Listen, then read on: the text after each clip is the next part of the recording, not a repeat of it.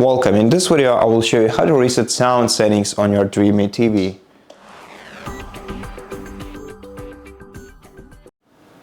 To reset sound settings, press the gear button on your remote control, then select the sound tile in the quick settings menu, and now navigate down to the last option on the settings list, which is reset to default, and click OK.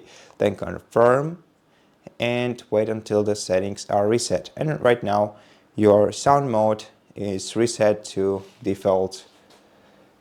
And that's it. Thank you for watching this video. If it helped you, please consider subscribing to our channel, leave us a like and a comment below. And I'll see you in the next one.